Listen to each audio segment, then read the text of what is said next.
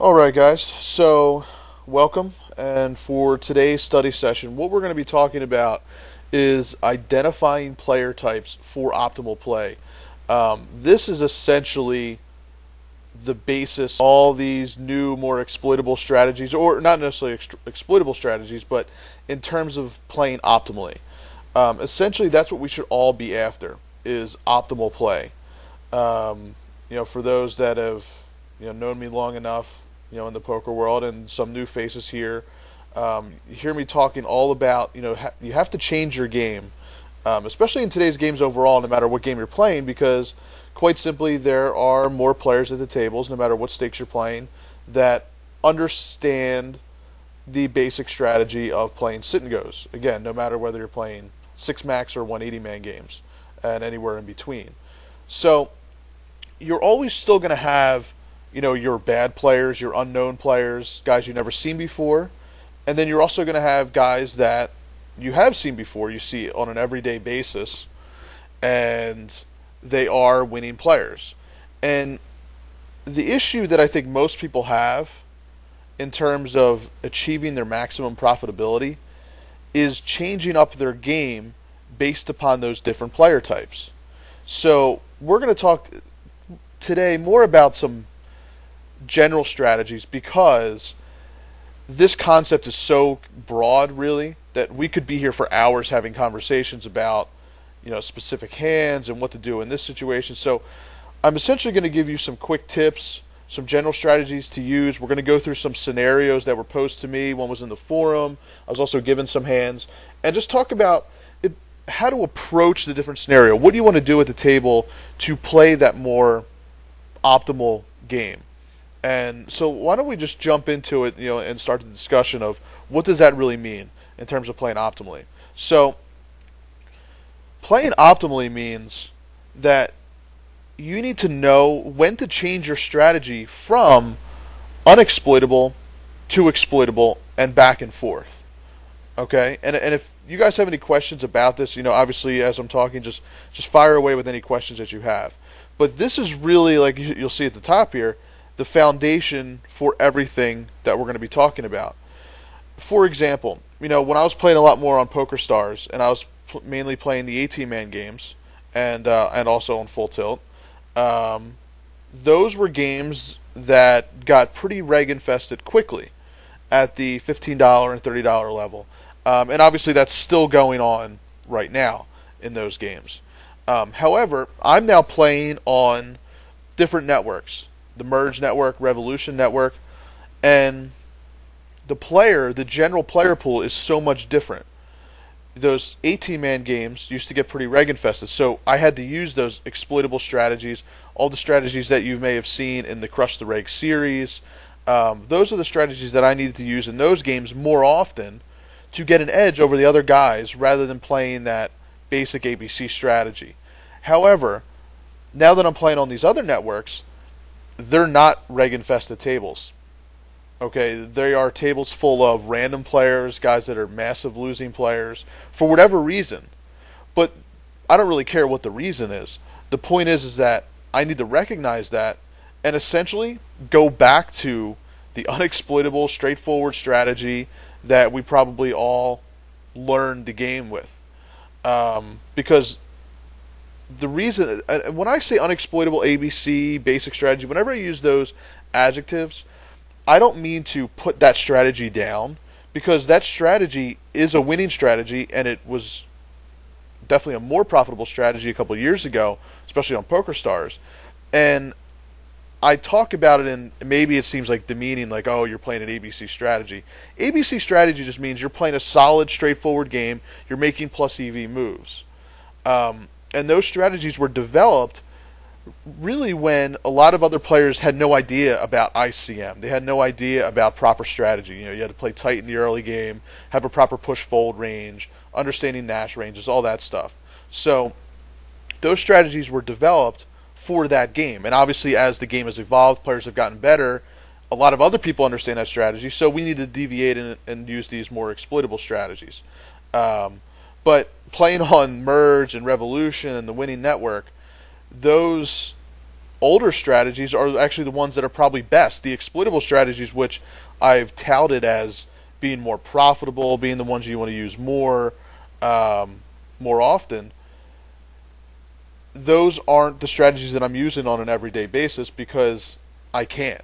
So I bring this up because it's important to know who's at your table, who the players are, what kind of table it is. Obviously, you want to look at stats to know when to jump back and forth. Because yes, while I'm playing a very straightforward game on these networks,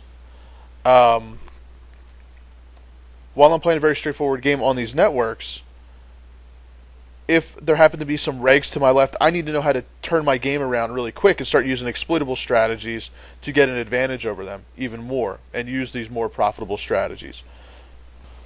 Let's keep going. So the key is, guys, I give that example because you need to know it's purely based upon the players that you're at your table. You need to know when to jump back and forth between each strategy. And when you do, that's when you'll be playing optimally. And then that's what we're going to go through today about certain things to identify in certain players and what strategies to use. Because essentially, in the members portal, all these videos, all the discussions that we have in the Skype group, we start talking about different strategies. I put them together so that you can, that's like part of your arsenal of plays. Like if you go into every game and you've got all these different plays to make, you need to figure out which is the best one. And that's purely player dependent, obviously situation dependent, dependent on the game, stack sizes, all that stuff. But really, sorry about that. That's always fun. You need to know, like I said, when to use which strategy. So that's what we're going to talk about today. When you identify a certain player, when to do certain things. So as you'll see here, I say identify the players at your table ASAP, especially the players to your left, because that's going to be key. If I'm sitting at a table, if I sit down at a 9-man table or whatever, and I look and I've got 4 guys to my left that are randoms, or I've never seen before, or maybe I have seen them before and I have stats on them and they're playing 45-10 and 36-13. By the way, those are very normal stats for the guys that I'm facing on these other networks. I need to know what my strategy is for that game. I know for that entire game, these guys are going to be to my left and how I should be playing. So what does that mean? I'm going to be playing that basic strategy. Pretty tight early on, just playing good hands, because I know that I'm going to be playing post-flop a lot against them when I open. So if I'm going to be playing out of position, I want to play good hands. And when I have 12 big blinds or less, I'm probably playing a push-fold game. Okay? I talk so much about adopting a more raise-fold, raise-call strategy that you've seen in the Crush the Reg series and the other videos. But that strategy is probably the inferior strategy when you've got 3 guys to your left or 4 guys that are capable of flatting you. The last thing I'm going to do is open up with 10 big blinds with ace-queen, get called, go to the flop, miss, make a c-bet. Now I'm down to what? 6 big blinds. So that's not the situation you want to find yourself in. You want to play a solid push-fold game, understand your ranges when those types of players are at your table. When you have a reggy table, a tighter table, you can use a lot of different strategies. But the point is that that you should be adding in. That basic strategy, it's not going to be as profitable because the regs, they understand proper push-fold ranges. They're not going to flat you and play post-flop. So we want to use what we know against those players. And obviously you can look at your HUD stats, and I promote using a HUD a ton now, because when I add it into my own game, it increased my ROI over 4 percentage points in the 18-man games. And from like a 4 to 6% ROI in the 9-man games to a 10 to 12% now. So I played for a really long time without a HUD, but now for a while now I've been using one, and I'm a huge proponent of it. But I want to bring up 2 things. One is, what if you don't have a HUD still? That's fine. 2, what if you have a HUD but you don't have a lot of stats on players? I encourage you to, 1, take notes. I didn't write that down here, but obviously take notes. But 2, also use Shark Scope. Okay, use SharkScope. Even if you have 5 free searches, you don't have a subscription. Who cares? Use SharkScope. Use Poker Pro Labs. That'll get you another 5 or 10 searches, whatever they do. If you have a player at your table you've never seen before, or maybe they're at your bunch of your tables now, look them up. Simply knowing if they're a winning player or not can instantly give you an idea of their ranges. Okay, if a guy shoves under the gun for 10 big blinds, and I don't know him, but I look him up and he's a winning player, I could pretty much give him a relatively solid range of hands that he's going to be shoving. If I look him up and he's a random player that doesn't have winning stats or isn't a good player, then actually that range is probably more unknown, but it's probably not the correct range either. A lot of players, you're right, Paul, do not opt in, but that'll tell you 2 things. One is, if they're not opted in and maybe they haven't played a lot of games, then you're up against a random opponent. Okay, then just pay a little bit of attention to the players, see what they're doing, and start to get an idea of who you're up against. Are they 3xing and 4xing? Are they doing things that other winning players would not do? And the other thing is, you can also look at their ability. If they have played 10,000 games and their ability is a 45, that'll tell you they're a losing player. Okay, but if they have 10,000 games played and their ability is a 70, they're probably a winning player. So understand all the little variables to look at to just get an idea of who you're up against, because that's what it's all about. I mean, don't you want to know who you're playing against at the tables? Yes, we can probably play that unexploitable strategy that no matter who you're up against, it's going to put you in good position to profit. But I don't care about profiting. I want to make the most profit possible. I want to have the maximum ROI. That's what we're going after. So anything I can do to identify the players, I will do. That's why I have the HUD set up the way I have it. That's why I color code and take notes on players. That's why I'm always looking players up on SharkScope. And again, if you are using HUD stats, that's great. But take notes on players too. It doesn't allow you to then stop taking notes. It's one thing if you know a guy might be loose. It's another thing if you see him shove a really wide range from a middle position, let's say, and you can note exactly what his hand is.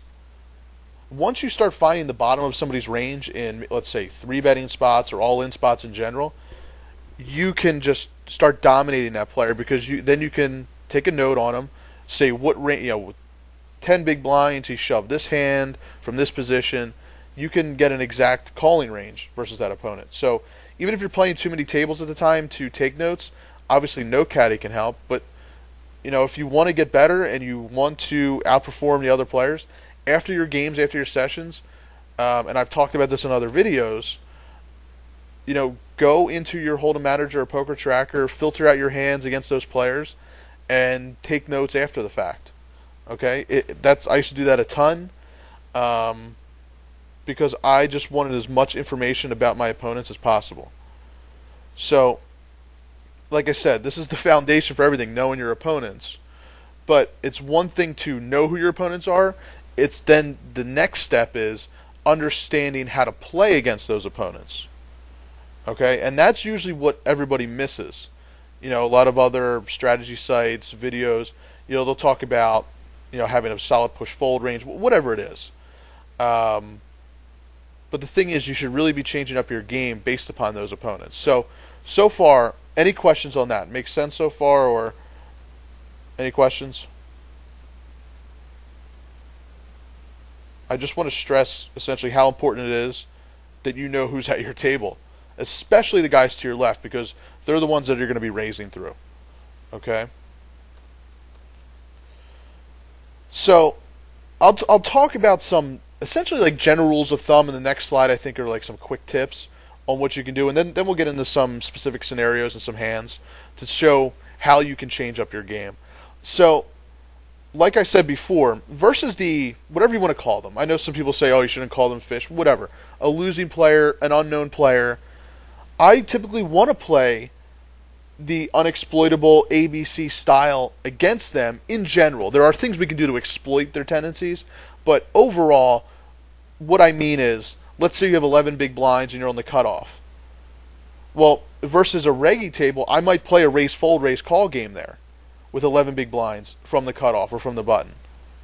Versus random players, like if I look to my left and I'm in the cutoff and I've got three guys who are randoms, or I looked them up on SharkScope and they're losing players, or I see that their stats are out of the norm for what a typical reg will have. Maybe they're, again, 35-30, something like that.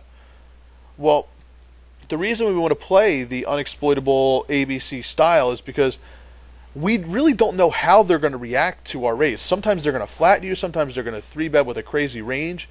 The fact is that you don't really know what they're going to do. And because you don't know, there's really nothing to exploit. So you want to make a play that you know is plus EV. Okay, so if I'm sitting there with ace-8, maybe versus the unexploitable players, I'm going to shove that hand. But versus the, maybe there's three tight regs to my left, maybe I'll raise fold with that hand instead. Because I know that raise folding might be better than shoving. But if I raise through the loose players, they might flat me. I might have to go play post flop, which you really don't want to do when you're sitting with 10 or 11 big blinds. Versus tight regs to your left, you know you're not going to play post flop, so that makes life a lot easier. Okay, and I'm kind of just pulling examples out, but I want to show you that depending on the players to your left, even with the same exact hand, the same exact scenario, same exact stack size, I'm going to deviate my play based upon those players. And you know, like in the next bullet point here, I see you can use those exploitable strategies versus the regs because we know essentially how they're supposed to play. Okay, read any sit and go strategy book, any basic strategy video on how you're supposed to play. We can use that against them. So that's why I said maybe with ace-8 we can, from the cutoff, we can raise fold versus the regs because they're not going to play post flop. Their 3-betting range might be really tight, and it's going to crush ace-8. So long term, playing a more raise fold, raise call game is much more profitable way to play versus those regs. So, like I said, I'm getting into some generalities here to kind of just get you to overall, think at the tables. And it sounds simple, but what a lot of people do is, I think they've, over the past year or so, they've gotten out of the thinking mode, and they get more into the robotic mode of I'm going to load up 16 tables, I'm going to look at my hand, I'm going to make the play that I know is an okay play. Well, when you start actually thinking and getting out of the push-fold robotic play and start thinking about your opponents and the best way to handle your opponents, that's when you're going to see your ROI increase because you're going to be playing the optimal game. You have to think, what is the best way to play against my opponent based upon what I know? Okay, if you know the players to your left are really tight, use that against them. You don't need to play a push-fold game. You can do the raise-fold, raise-call game. And if you're not as familiar, I know, like I said, I know there's some new faces here. If you're not as familiar with this concept of the raise-fold, raise-call, I encourage you to watch the Crush the Reg series that I put together. That provides essentially the foundation for these exploitable strategies. So if you're not as familiar with those exploitable strategies yet, watch that series, then watch some of the concept videos as well. Especially in the small blind play, the mid-game strategy. That gets into a lot of the, how to play against the regs and how to play in an exploitive manner. So that's when you know what your opponent is doing. But if you don't know, look, sometimes you're going to be at the table and you're going to have no idea how your opponent plays. You're going to maybe they'll flatten you, maybe they'll do all sorts of wacky stuff. If you don't know something about a player, you can't put them on a pretty precise range, then play the straightforward game. Err on the side of being more conservative. For example, let's say you're facing an all-in and you have to decide whether to call with, I don't know, King 10, okay, for like 10 big blinds. And you look it up in Sit and Go Wizard or ICMizer, and you give your opponent a range, and King 10 shows you that it's profitable by 0.01%. So it's almost like a break-even call, or maybe slightly more profitable. But remember, that's based upon a defined range of your opponent, which we've already said, maybe you don't know what his range is. So when you're analyzing your game and you're looking back and you say, hey, was this King 10 call appropriate? Oh, well, Sit and Go Wizard says it is based upon this range. Well, what if that range is slightly tighter? That makes that King 10 from a profitable call to a negative EV call. So my point is that when you're facing unknown scenarios, especially when you're going to be risking your entire stack, like you're in an all-in situation where you have to call a raise or call a 3-bet, err on the side of being conservative if you don't know your opponent's range. Okay? If you open up from the button and the same guy 3-bets you 4 times in a row, I think we can make the assumption that he's probably 3-betting wider than average. So that's the type of information you want to use to your advantage and then start widening your calling range. So that's how you want to start changing up your game. But only when you know. One thing that has been expressed to me, for people that have gone through the series, have done coaching with, one of the actual common concerns that people have eventually is when they use some of these exploitable strategies is that people are going to pick up on them. Okay, I feel I'm getting 3-bet too much. And that might happen. You play against a guy every single day for a year, sure, they're probably going to pick up on your tendencies after a while. Okay? But the important point is that you need to know that they're capable of exploiting you or picking up on your play before you start changing it. Don't fall into the trap of making the assumption that you feel somebody might be exploiting you or you feel that they might be wider. If we're going to use the example of you raise and they 3-bet you, I'll get to you. That's a good question, Albert. I'll get to your question in a second. If we take the example of, let's say you raise from the button and there's a reg in the small blind and he 3-bets you, and you're opening up with 7 deuce offsuit. If he does it to you once, don't all of a sudden feel that he's exploiting you or he knows what you're opening with. The way you can obviously know if players are exploiting you is if their frequency of 3-betting goes up significantly versus you, or quite simply you see the hand that they 3-bet you with. Okay? That's the only time you should really start changing up your ranges.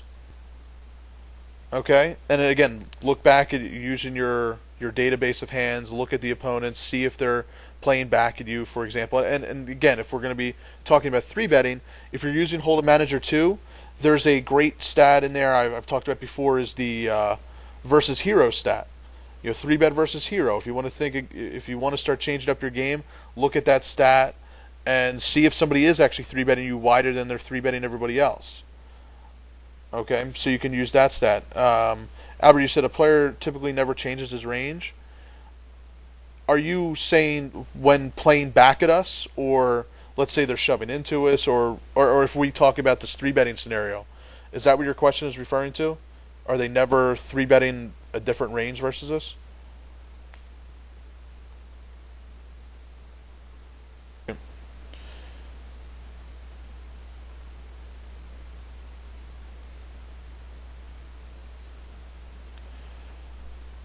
I'm still a little bit confused about what you're asking, but I'll say in general, players will change their range. I mean, if you're playing against an opponent every single day, he's a reg, and you have thousands of hands on him, sure, those players might change their range based upon how they perceive you. It's always important to understand how you're perceived by other players. But what I would say is about 95% of players out there very rarely will truly exploit your plays if we're talking about other regs.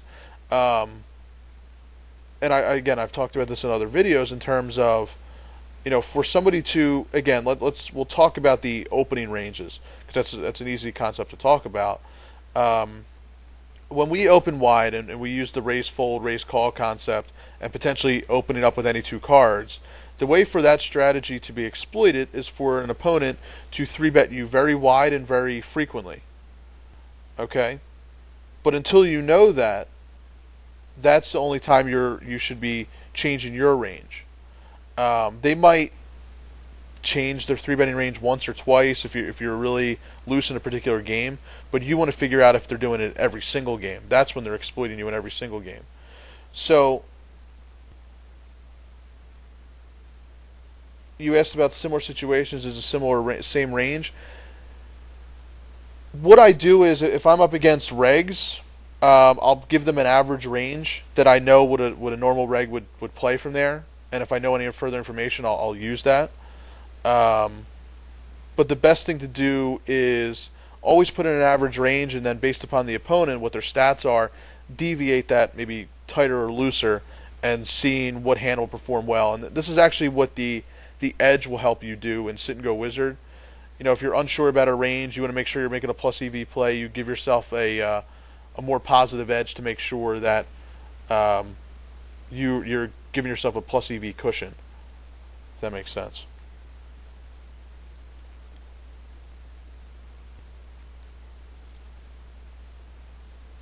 See another question coming in, so fire away.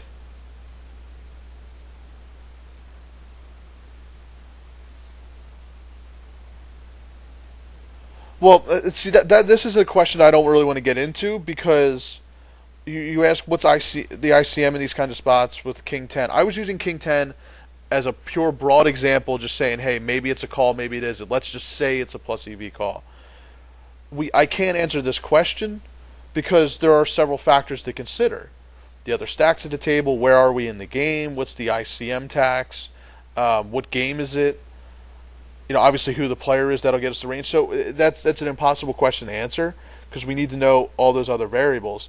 I was just using it as a pure example to show if you're analyzing a King 10 hand that might be on the borderline of a plus EV call, well, that borderline is purely based upon your predefined range of your opponent. If that range is off, which it usually is, you're never really going to be 100% about an opponent's range, then you might want to eliminate the bottom, that King 10, from your calling range if it's just borderline. Um, you want to make what you know are plus EV plays when you're risking your entire stack and you're versus an unknown opponent, let's say. Does that make sense?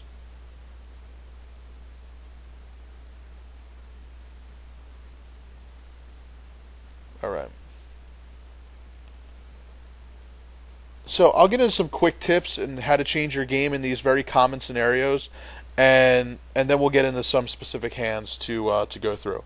So I just really just top of my head wrote out some specific or some general scenarios and how I might deviate my play. So let's say you're playing versus there's a loose passive player in the blinds. Okay, you have 15 big blinds. You're in the small blind versus a 15 big blind stack in the big blind, um, and he's playing 30 and 10. Okay, and you have a marginal hand like 9-10 offsuit or something. What do? Do you fold? Do you raise? The limp steal might be a way to actually exploit what we know about that player. He's loose. He's passive. If we raise, we might be playing. He's likely to call us. We're going to play out of position, which is never a situation you're really going to love. You're too deep to shove. So, but do I always want to fold against this player? If you're folding nonstop in the blinds, you're just giving away chips. I'm always looking for a way to steal the blinds, so I look for the path of least resistance. So maybe the limp steal will work. And again, refer to the small blind video, or I believe it's the third video of the Crush the Reg series, where I talk about the concept of limp stealing and why to do that. Let's talk about 3-betting spots versus randoms or fishy players, and they raise, and you have the determination whether to 3-bet them or not. Usually versus random players, I'm 3-betting a value range. I'm not 3-bet bluffing, because while they might be bad players and opening up a poor range and maybe calling a really wide range, the last thing I want to do is 3-bet bluff and they snap me off with ace-4 and I'm behind. Okay? So I don't like to 3-bet bluff against them typically. I'm going to be 3-betting a value range versus their exact range. I'm not going to get into the exact ranges because we can play that game all day. But what if it's 20%? What if it's 30%? So you want to essentially look for solid hands to 3-bet, because more often than not you might be going to showdown. And especially if I'm out of position, I'm in the blinds, and let's say they open from middle position, and I'm going to 3-bet. 3-betting small is usually not going to be a great situation to put yourself in as well, because they'll probably flat you, and then again you're out of position. It gets really nasty. Obviously, if you don't have pocket aces or something like that, really easy to play. You ask, I don't know how to play in the small blind versus aggro fish. They don't fold a pair. They're the typically tougher ones to play against. The guys that might be playing like 35-30, loose and aggressive, are the tougher ones to play against. If you limp, they're going to raise over top of you. If you raise, they're either going to flat you or they 3-bet you. So I'm probably going to play pretty straight up against them. Raise my good hand, shove it, what I know is a plus EV range if I'm in push fold mode. But again, just fold out the trashy hands. Okay? Right. Limping versus them, the aggro players, isn't going to work. So that's what I mean. That's not a strategy to use against them. Okay? If you know that they're aggressive, then why would we want to limp? We want to do it versus the loose passive guys. Okay? Sometimes you just have to fold. Sometimes you just have to fold. And that's okay. Folding might be the most plus EV play that you can make. Even if folding is negative EV because you're giving up your chips, is it less negative EV than raising or limping? And it might be.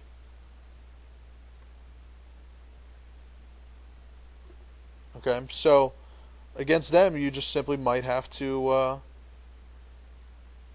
fold. Now, there's another strategy, and I'll talk about this again. I don't have the hand history example, but I'll talk in generalities. Let's say you have ace-queen with 15 big blinds versus a loose aggressive opponent, or even a loose passive opponent. Do you shove all in with ace-queen? Do you raise? Let's say it's 5100. 5100. You have 15 big blinds. Your opponent has 15 big blinds, and he's a loose aggressive random player, or fishy player, and you have ace-queen. What do you do with ace-queen? So I'll pose that question to you guys.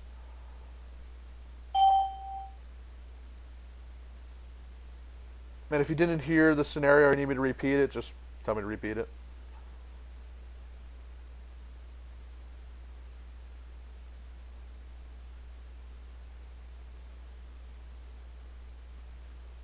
So we got 4.5x, limp and 3-bet it. So scenario is small blind versus big blind. You have ace-queen. The blinds are 5,100. You have 1,500 stack. The loose, aggressive, fishy player in the big blind has a 15 big blind stack. What are you doing with ace-queen?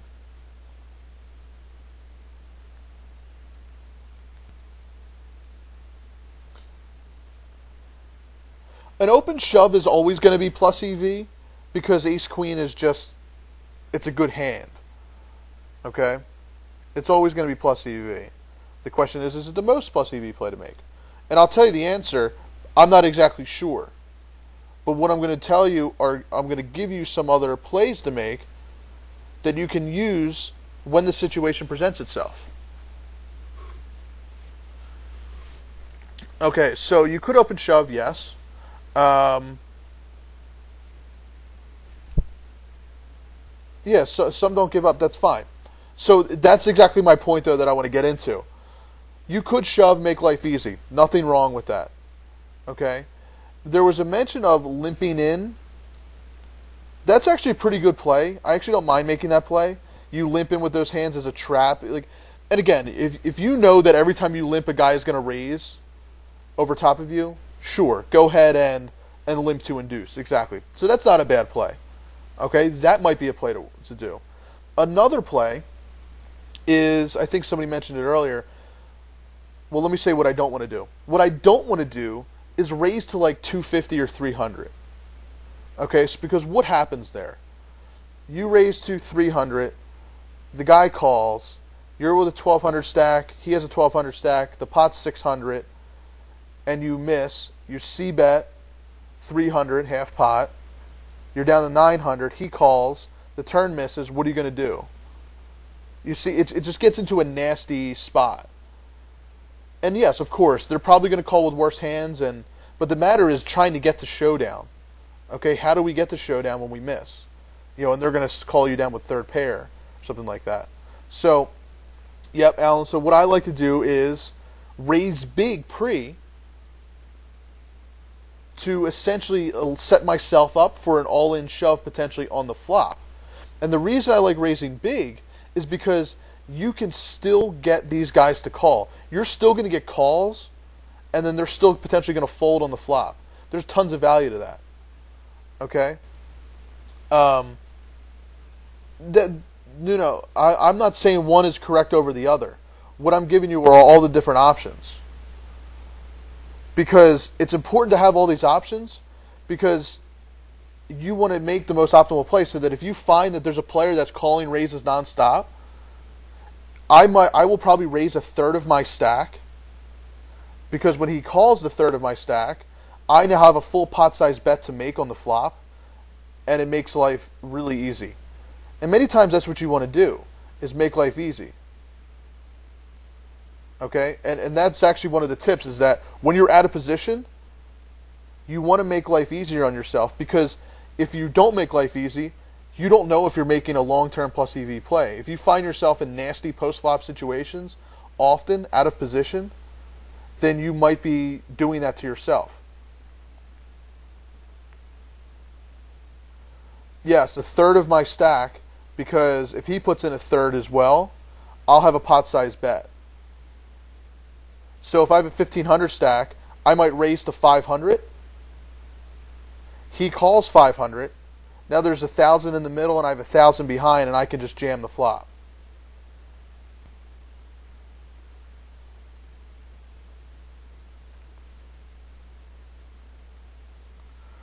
Okay, so earlier in the game, there was a question, how do you play ace-queen against fish early in the game? So the follow-up question is, what position are we in? What are we facing? Are we in position? Are we in the blinds? Did they limp? Did they raise? What are we doing there?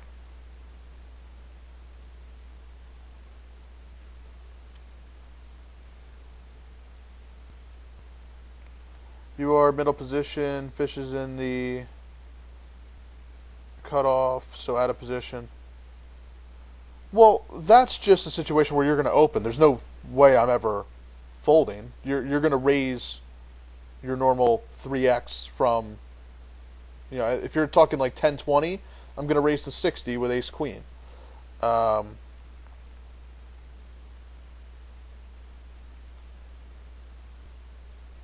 interesting situation is, what do you do with ace-queen when you're in the big blind and a two fish limp in? Then what do you do?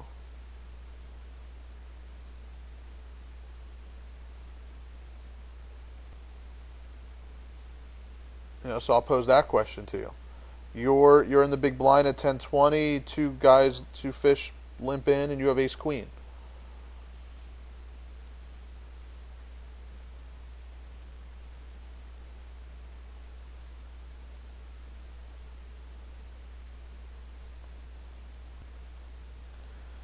Yeah, I mean, obviously, again, if I'm in position, I'm going to ISO raise. If I'm out of position, many times I'll actually just limp in or check it in the big blind, because I don't want to find myself in too many out of position battles with even with hands like ace queen and ace jack. Sometimes even ace king. You can find yourself leaking chips potentially, especially if you're not comfortable with your post flop game. Which again, a lot of sit and go players are not comfortable with their post flop game. It's okay to just, if you're in the blinds, just limp it in or check with those types of hands, because you raise to 100, 120, you get called, you miss, you c-bet. It can get kind of nasty. And I always tell people not to be afraid of missing flops or playing flops versus the random players, because when you hit, you're typically going to get tons of value. So it is a balance, but I'm not too concerned about having limping in and playing top pair strong, but also conserving my chips if I don't hit, especially early in the game.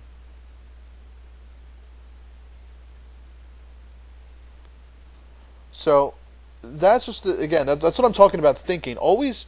And when I talk about thinking, always have a game plan with what you're going to do.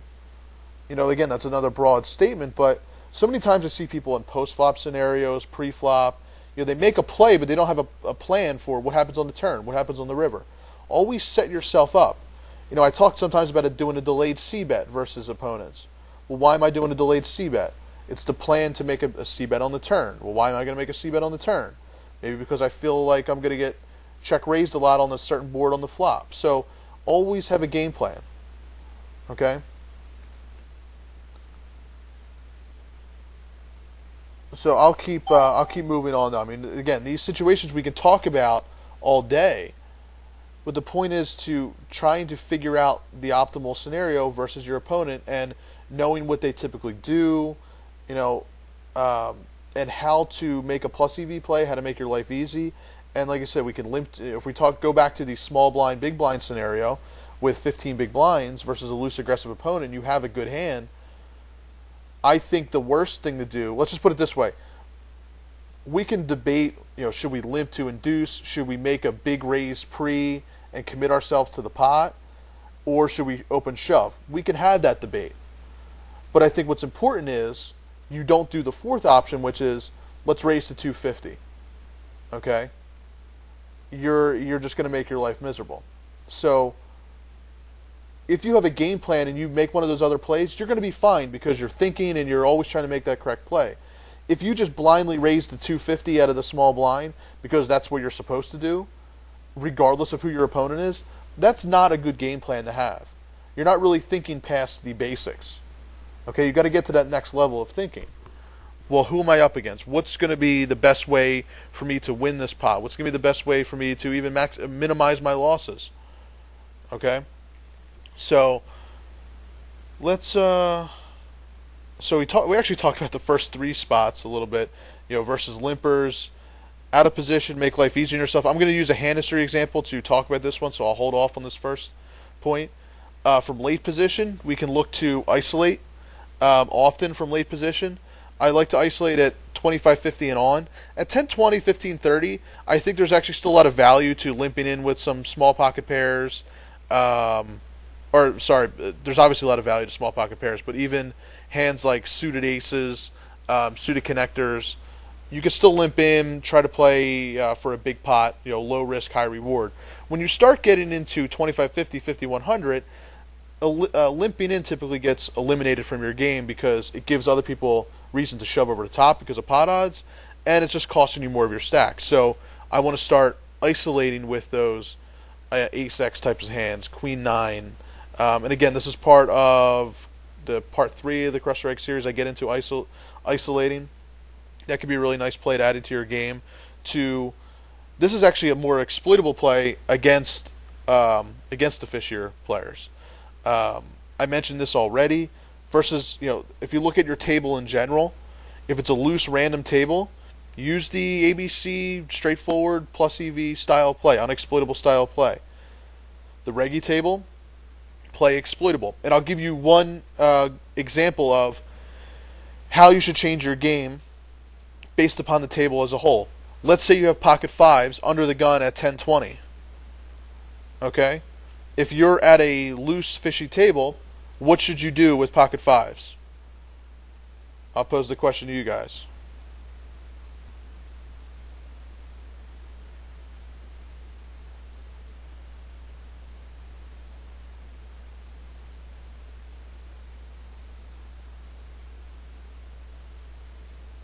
Yep. So a couple of people saying limp. Yeah, and you're exactly right.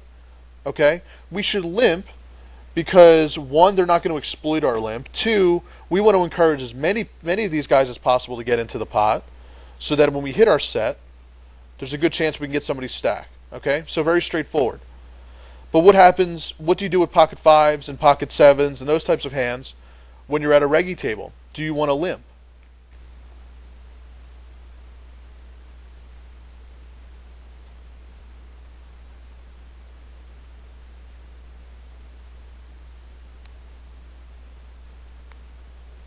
Raise 3x, raise standard. It depends on position. In general, we could have the debate of should we raise? Should we even just fold those hands from under the gun at 10-20 at a tough table? Maybe. But one thing we don't want to do is limp. We don't want to limp because we're limping with our hands pretty much face up. Okay?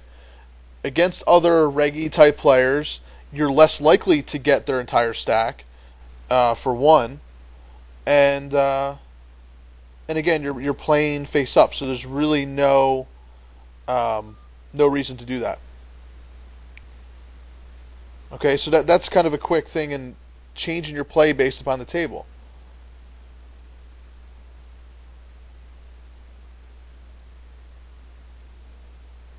General regs into 3-bet or fold. Even in the early game, though, they might still flat. But again, what are they flatting with? When you raise, what does a reg flat you with? It might be ace king. It could be pocket pairs. So always think about what players, how people are supposed to play. If you're comfortable in your strategy, think about how you've been brought up to play. What would you call with? What would you do versus these players? Put yourself in their position. That's a great way to, when you're playing against other regs, put yourself in their position and figure out what you would do. Okay?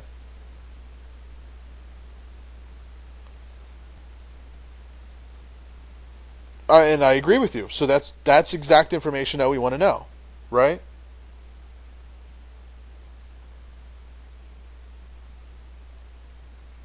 So that's how to change your game up essentially against when we talk about pocket pairs at a loose or reggie table. Heads up. This is another hand we're going to get into. When you're heads up versus a fish, and I guess there's a kind of a pun intended here, but don't let them off the hook easy. If you're playing against a fishier player and you're 20 big blinds deep and you're heads up, don't call it all in with a marginal hand, because they're going to spew their chips to you. They're bad players for a reason. Don't make a really marginal plus EV play, what you think might be plus EV play for a 20 big blind stack, because I think that's just letting them off the hook. That's making life easier on them. You're going to be able to put yourself in much more plus EV scenarios versus bad players. So why call it all in for 20 big blinds with ace deuce because you think your ace is ahead? There's no reason to put yourself in that scenario. That's, again, just a broad example. Versus regs, you can take those thin edges because they're going to have very good ranges. It's going to be tougher to get chips off of them potentially if you think they're a really good player. So if you're in a spot where maybe ace deuce would be a call, a really marginal call, but it's okay against tougher players. So I just wanted to go through that and give you some, like I said, some broad examples, things to think about when you're at your table, and not just when you have a pocket pair you have to limp in every single time under the gun. No, it should be based upon the players at the table. Loose table, limp. Tighter table, raise or even fold. So any questions on these quick tips? All right. So what I want to get into is a situation that was brought up in the forum. I'm not sure if you guys, I posted the link, I'm not sure if you guys had a chance to look at this. I'll kind of just paraphrase what this question was about. And this was in reference to the Crush the Regs series part 4, where I talk about should we raise or should we shove versus a reggie player. And if you remember from the video, I talked about how when you have 10 big blinds, it can be much more plus EV to just raise fold or raise call rather than just playing a push fold style of play. So the question was, essentially, is it better with hands like Jack 10 suited? Is it better to shove all in with them for, let's say, 11 or 12 big blinds than raise fold? Or because raising and then calling the shove is not as good as shoving all in? Because versus their range, let's say, again, Jack 10 suited, just won't necessarily, you don't really want to be calling with it at that point. It's better to shove it because it's a strong hand. So I get what the question is.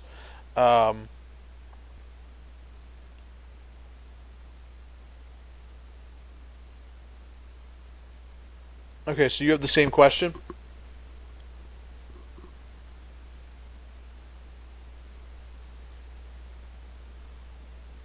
So let me, to do this, I'll talk about it in general, then I'll go through some hands. So if you remember from the video, the whole point was, even if you have a good hand like Jack 10 suited, now again, it depends on the situation. Are you chip EV, dollar EV, whatever. I'm going to do a specific example for like a 9-man game.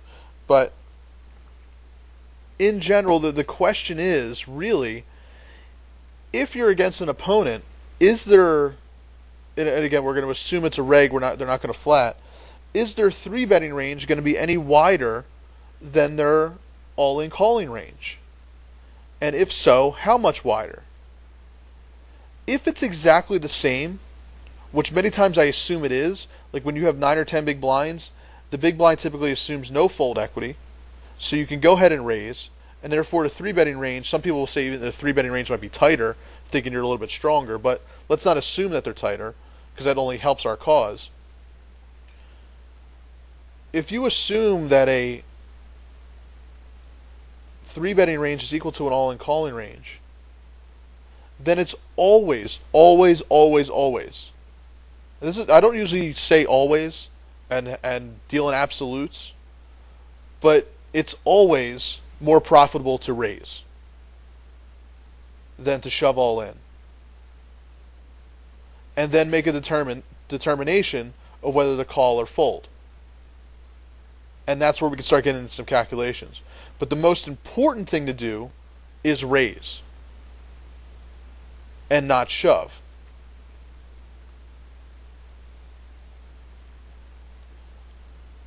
This is you have to base this upon, yes, an assumed range. If you don't know your opponent's range, then it might be better to take the unexploitable route. I get that. But if you're against a reg who's playing 12-10 and their 3-betting range is like 5%, then it's almost always better to just raise.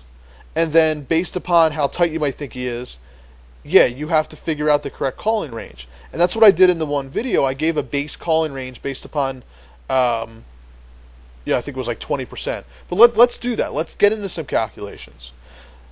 But what I want to say is, and what we'll go through, is that the raise, fold, raise, call game is going to yield more profitable results in the long run than the push, fold game when you're dealing with reggy types of players. Now, I want to give this little warning here about this type of play. And this goes back to thinking and knowing how your opponent perceives you. Let's say I'm up against a reg who I see every single day and I have 10 big blinds and I raise and he shoves and I fold. Okay? I don't even care what hands we have. I have shown him now that I can raise fold with 10 big blinds. And then we face each other again maybe later in that game and I have 10 big blinds and I raise and he shoves and I fold. Well, what have I just done? A lot of this strategy is based upon the fact that one, players typically don't assume that there's much fold equity when we raise with 10 big blinds. But if we give that opponent, if we make it kind of obvious that we're raise folding nonstop with 9 or 10 big blinds, then they could take a note against us. If they're paying attention, they could take a note and say, hey, I can, every time he raises here, or not every time he raises, but I can make a note that there is some fold equity with, even with 10 big blinds. And I bring this up because this situation occurred. It was literally two guys in our same Skype chat. One started 3-betting the other because he realized that he was raise folding a ton with 10 big blinds. And what I would say to the other player who was opening is, you then need to change your game again. Maybe the next time you open, do it with a hand you're going to call off. Understand that you might need to widen your calling range now. Or maybe go ahead and play a little bit more unexploitable versus that type of player, because that player might be exploiting you now. So that's where, okay, I've mentioned that this raise call strategy or raise fold strategy is the more optimal strategy compared to push fold. And that's based upon our assumption of how our opponent's supposed to play. Well, if we take that one step further and say our opponent has now changed, we need to change. So that requires us to think and always try to stay one step ahead of our opponents. Okay? So with that little public service announcement in mind, let's get into some calculations. So what I did was, and you guys can change, you might say it's tighter, looser, whatever. What I did is everybody has relatively equal stacks, 9-man game, 6 players left, 100, 200 pre-ante. We have Jack 10 suited with 10 big blinds. We push all in. I gave our opponent a 22% calling range, which is Ace 3 off, Ace 2 suited, King 10 suited, King Jack off, pocket 3s. Maybe he's tighter, maybe he's looser. I'd say it's a pretty good average range for a 9-man game where there's ICM involved. Anybody wholeheartedly disagree with that?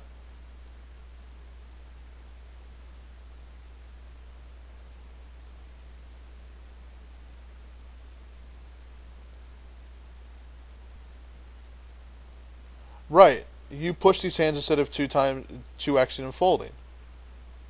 Well, are you assuming that the player would 3-bet you wider?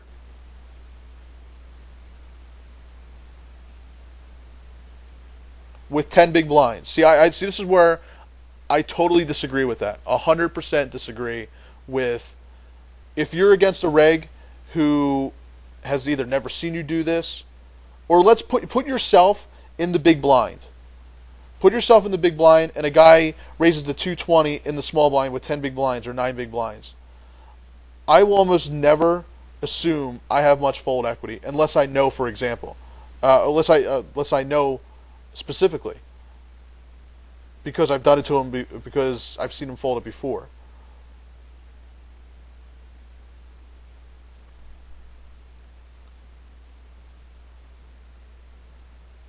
And if it's the example, though, of if you play against a guy every single day and he does it to you, sure, that's fine. But then the question is he 3-betting you wide enough to justify shoving all in?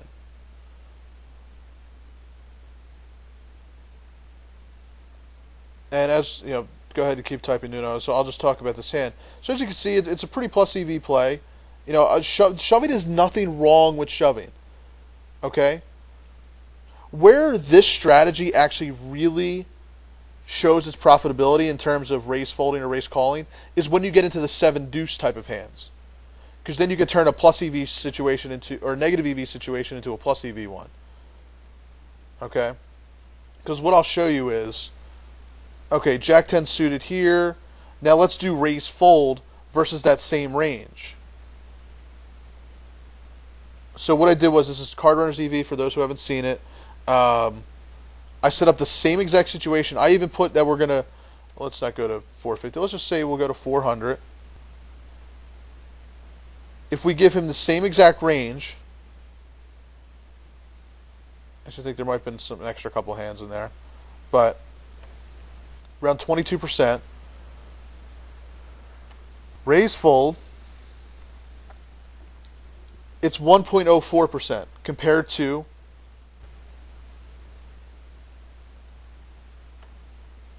0.74%. That's 0.3 percentage points higher. Okay? That's real money. That's real profitability. That's more money you're putting into your pocket. Okay? But then the question is, well, what if he is 3-betting wider? Let's give him any ace. Let's give him all the other Broadway hands. So let's increase his range another, 8%. I have no idea. I'm just kind of going off the seat of my pants here. Let's see what that does. That's still more profitable than shoving all in. So at what point does it stop becoming more profitable? Let's go to 30%. And again, am I assuming that with 10 big blinds, 9 big blinds, that someone's going to 3-bet me with these types of hands? Because they should assume no fold equity.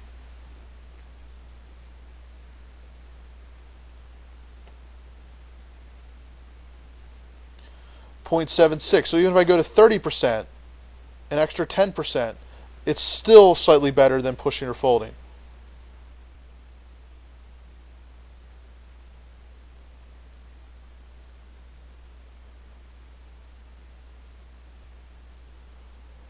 Okay, okay. So I think this is a very good point to make. No, no, you said you're on the bubble.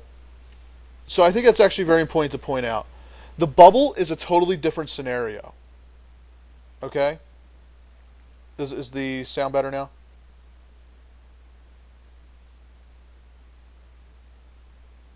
Okay. The bubble is a totally different scenario because you're not really exploiting the opponent so much as you're exploiting the situation. Yes, it's a combination of opponent and situation, but if you're playing a 45-man bubble or an 18-man bubble, those bubble factors are the highest of any sit and go besides a double or nothing.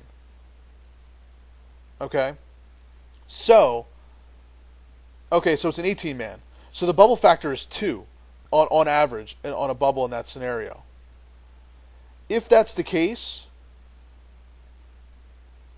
yes, you can 3-bet because if a guy is just min-raising there and you've seen him fold, then that should give you free reign to 3-bet him a ton because you're exploiting the ICM of the situation. So I think that is a good thing to bring up.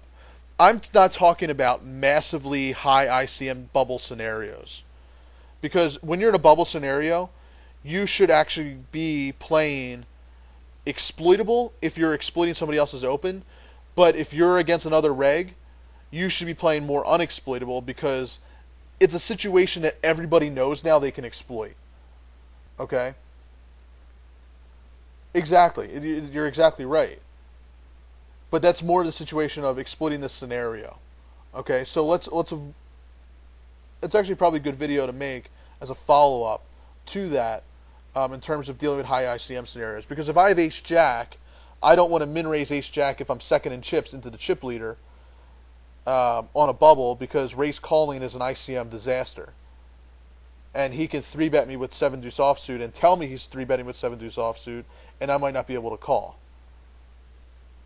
Okay, so yes, I get that.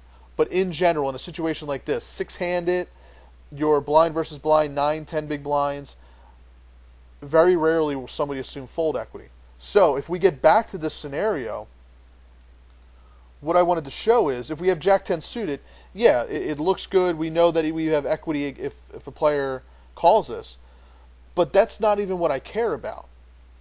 What I care about is what's more profitable, raise folding or even sometimes raise calling, depending upon an opponent's 3-betting range. But the question you have to ask is, are they going to 3-bet you any wider? And if so, how wide to justify shoving? As you can see here, if he's going to call with 22% versus an all-in, he needs to increase his 3-betting range, all the way up to 30%, which I'm never assuming anybody does until I know that they do it. And again, that's the other point. If I was to go play a game right now, okay, and there's a player to my left who I look up, he's a winning player, and he's playing 14-12 and is a reg, my default strategy is to do this, is to raise. Okay? Only when I know that he's capable of 3-betting me wide and frequently in that same exact scenario will I change to this strategy. Because, like you said, hey, that other guy, he didn't even adapt to you. If they're not going to adapt to me, I'm going to keep making the push or fold, the raise fold, raise call play. So is that clear of when to use which strategy and why? If this was a random opponent, so let me deviate.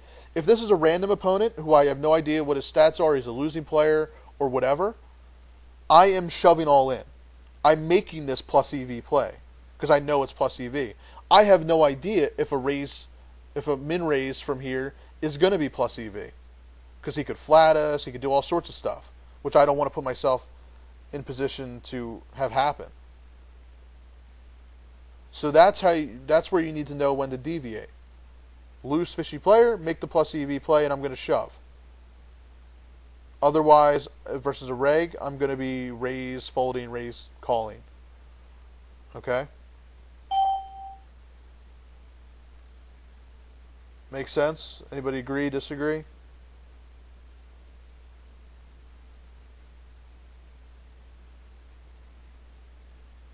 And let me also say, if there's antes involved, this makes the raise fold play much more profitable,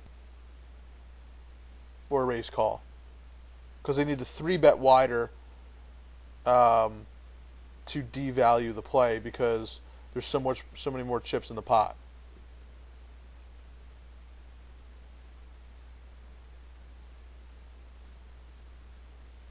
And if you have questions as to this strategy and how it applies to your own game, because obviously I did a 9-man game here pre-ante with 6 players. We could have, it's like an infinite number of scenarios. What if we have 8 big blinds? What if there's 7 players? What if we're on the bubble? If a situation like this comes up, post it in the forum under, in the appropriate thread, for, let's say, part 4 of the Crush the Regs series. Post it, say, hey, was this situation profitable or not?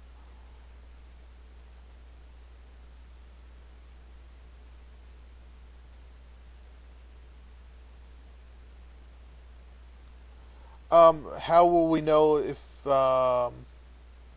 3-bet wider?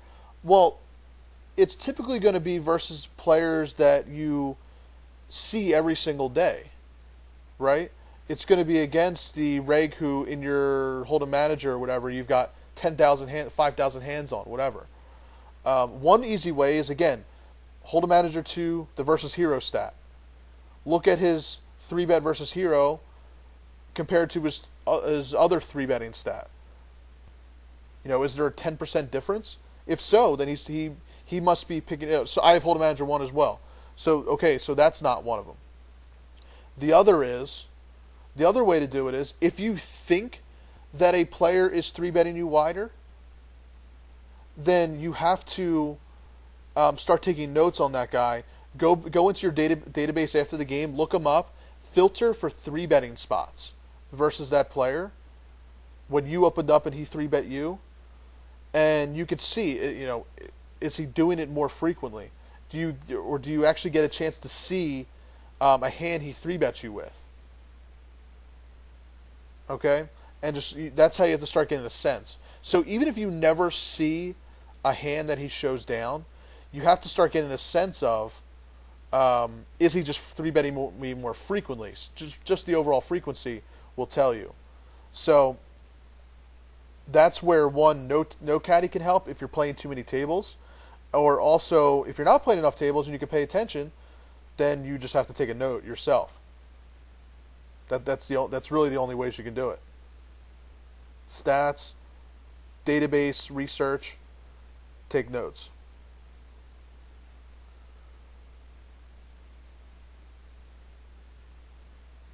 So any other questions on this? Makes sense. I know it's still a difficult concept. I've repeated myself so many times, I feel, in videos about this concept, but I repeat it so much because I think it's so important that if you're, I know there's a lot of 18-man guys. If you're an 18-man guy playing at an 8% ROI, well, if you want to get to 10%, 12%, 15%, it involves incorporating stuff like this and incorporate it appropriately and all the other exploitable strategies correctly.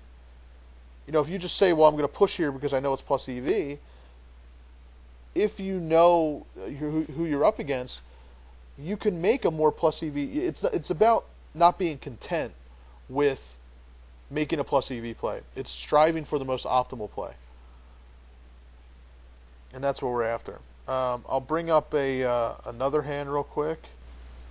This was a hand you could find on 2+2. It was posted. There's a guy in our Skype chat posted, and I usually don't respond on 2+2 a whole lot, but I responded. I'll post the link in here afterwards, or I'll post the link in now so you can review it afterwards. Essentially, the situation is, and it relates to a conversation we had earlier about, I think it's a 9-man game.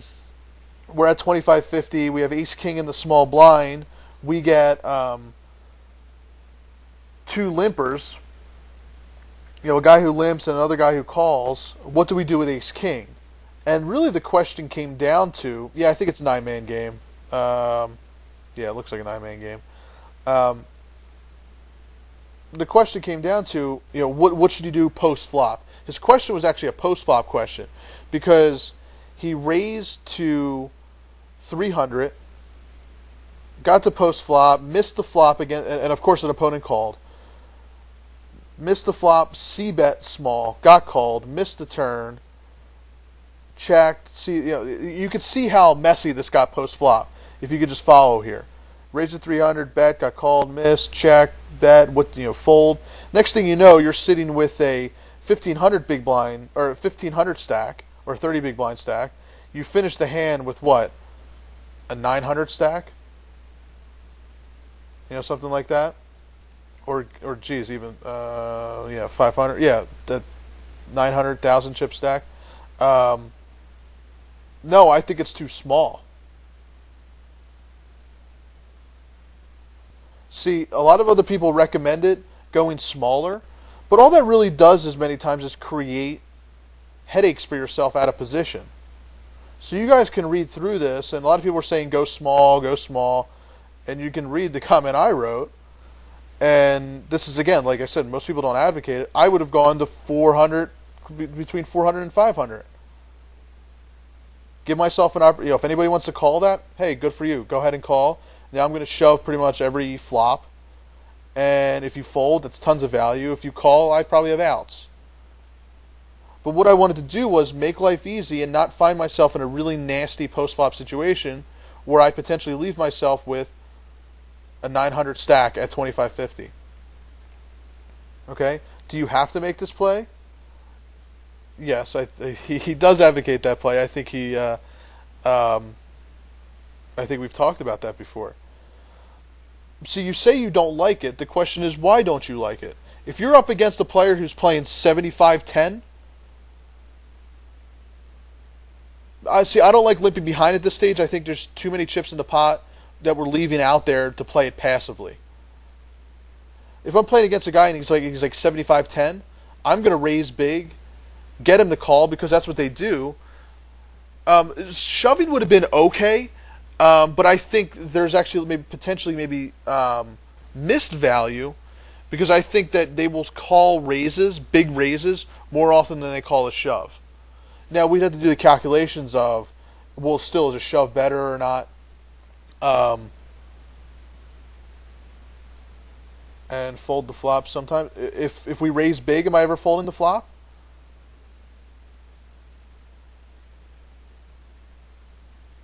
If I raise big, my intention is not to fold the flop. It's to get it in on pretty much every single flop.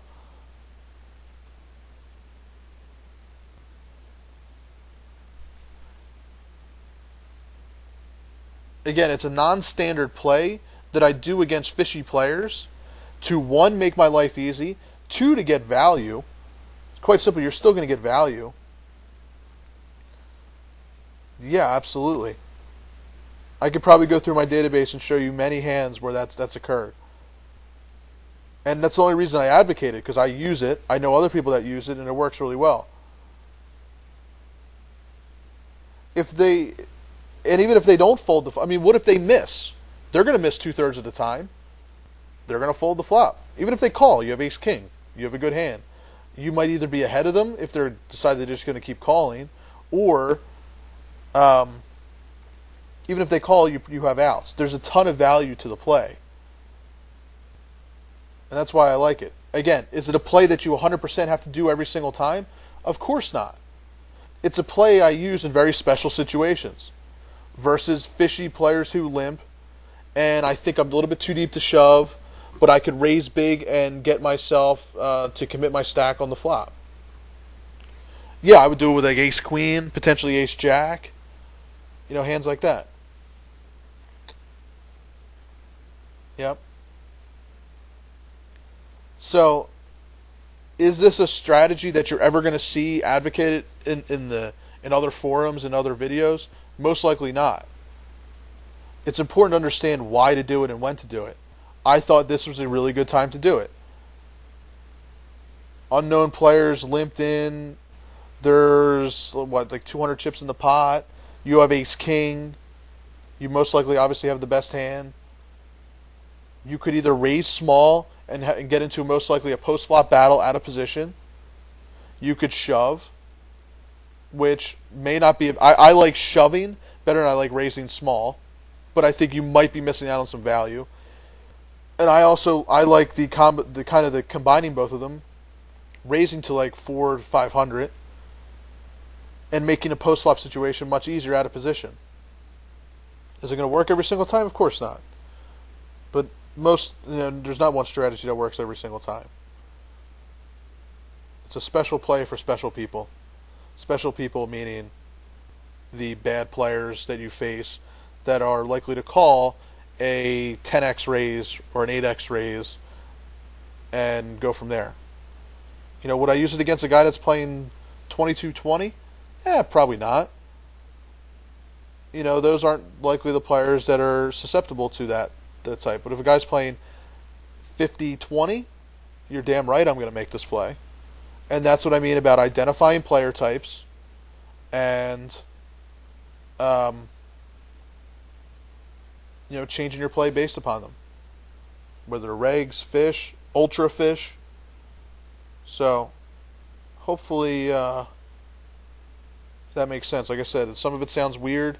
Raise folding with 9 big blinds to most people sounds like a fishy play. Raising 10x sounds like a fishy play. But the question is, why are we doing it?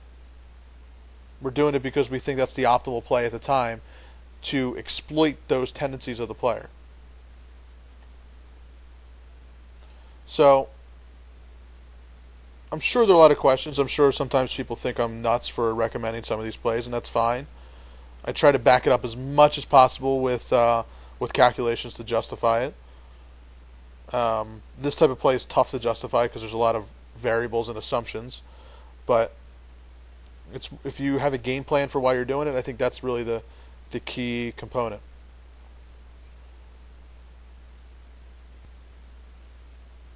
So, any questions about this stuff?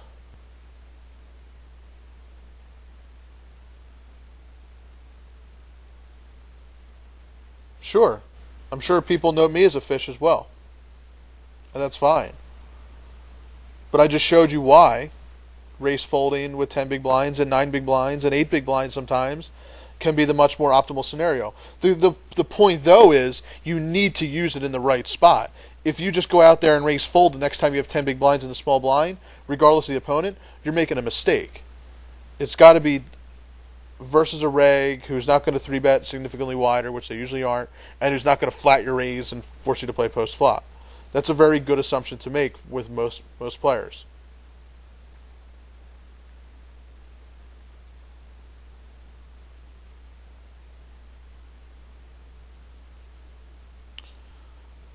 So hopefully this is helpful, guys. But that was kind of the point. We wanted to identify players and figure out how to change your game based upon those players. So hopefully this was helpful. I'll be around. Message me if you have any questions on this stuff. So if there's no questions now, I'll leave it with that.